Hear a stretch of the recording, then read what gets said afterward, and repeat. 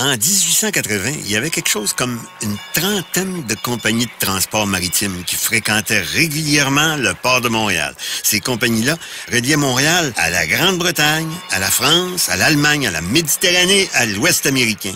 Et en plus des voyages outre-Atlantique, plusieurs autres compagnies offraient le transport entre les différentes villes portuaires du Québec et de l'Ontario. La majorité des bateaux en partance ou en provenance de l'Europe ou du continent américain accostaient justement ici, sur le quai Russell, l'actuel quai Alexandra, qui, comme vous pouvez le voir, est encore en opération. La plus ancienne de ces compagnies-là, c'était la Allen Line, qui reliait dès 1856 Montréal et Liverpool en été, puis Portland et Liverpool en hiver. La Allen Line possédait un gros avantage sur ses compétiteurs, puisqu'elle avait le monopole du transport du courrier, et elle dominait aussi celui des passagers.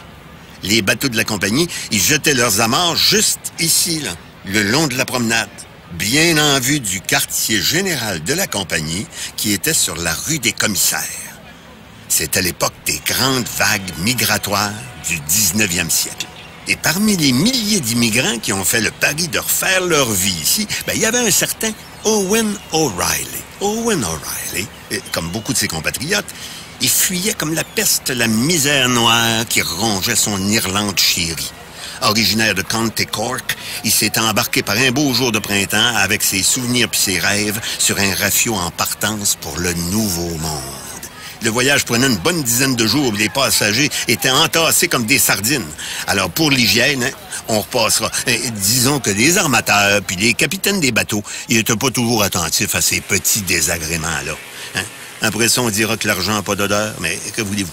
Les places les moins dispendieuses offrent toujours les conditions les plus miséreuses. C'est comme ça. Aux petits moyens, les grands remous. Et malheureusement pour Owen O'Reilly, c'était le cas de la majorité des navires en provenance d'Irlande.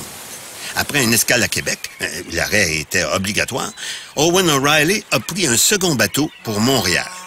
Et c'est ici, sur le quai Russell, après sa longue et sortide croisière, qu'il a échoué en débarquant du bateau ou presque, dans les bras de sa future femme, mon arrière-grand-tante Odélie, la sœur de Rosemée et de Fluvio Bordelot.